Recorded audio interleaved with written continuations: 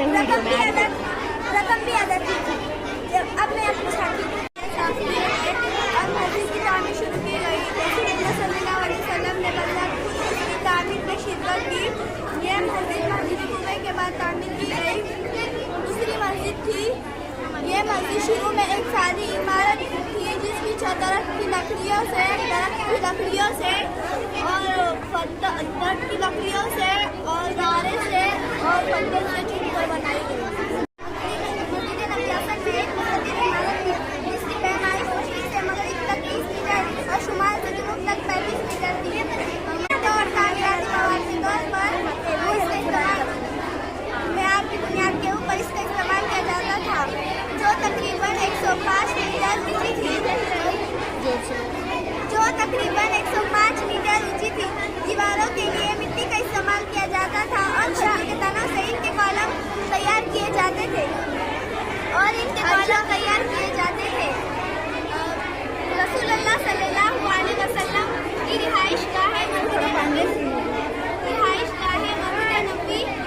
से मुत्तसिल थी और अहले सुफा की तरफ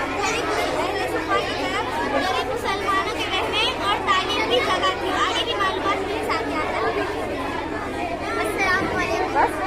मस्जिद नबी है और मस्जिद नबी दूसरा मुकद्दस मकाम है जो मस्जिद हराम में बनाया है। मस्जिद हराम यानी कि काबा शरीफ।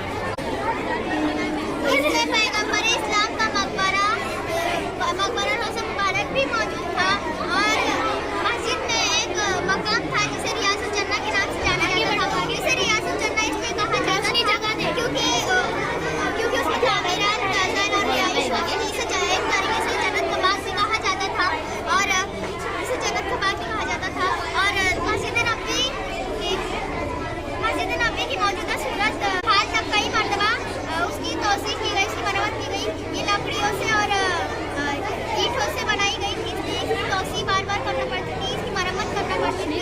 और सबसे बाद 1837 ईस्वी नहीं आ रहा था और इसके खूबसूरती के ज़्यादा सोने दीनार और काफी इस्तेमाल किया गया। तो ये हज़रत आयशा का उजरा, ये मस्जिद नबी हज़रत आयशा का उजरा, हज़रत सलमा का उजरा, इस तरफ मोदी और उस तरफ सुबह का दिन सुबह के रुख की तरफ नौजवान और बच्चे ज़्यादा पाए जाते हैं क्योंकि उस तरफ हज़रत मोहम्मद सल्लल्लाहु अलैहि वसल्लम उनके तालीम और तरबियत किया करते थे। इसके आगे की मालूमात मेरे सामने। अस्सलाम वालेकुम। जैसे कि अभी कहा सुबह की तरफ तालीम के लिए नौजवान और बच्चे रहा करते थे, तालीम करते थे, तो उनका गुजर बसर कैसे हुआ करता था। उनका गुजर बसर खजूर खाया करते थे, मवाशियों का दूध पिया करते थे। हमारे नबी का खाना भी कोई अलग नहीं था, हमारे नबी भी यही खाते थे, खजूर और मवाशियों का दूध पिया करते थे। और ये यहाँ पर उनकी तादाद ज़्यादा होती है क्योंकि उस ज़माने में गाड़ियाँ वगैरह नहीं थी। और ये जानवरों का शेड है, यहाँ पर जानवर होते हैं और यहाँ पर इस मस्जिद में दाखिल होने की जगह है। ये मस्जिद में दाखिल होने का दरवाज़ा है और यहाँ पर नमाज पढ़ी जाती है। यहाँ पर बीच में से पर्दा लगा होता है, यहाँ पर औरतें नमाज पढ़ती हैं, यहाँ पर मर्द नमाज पढ़ते हैं, यहाँ पर असहाबे सुफ़ा रहा करते हैं।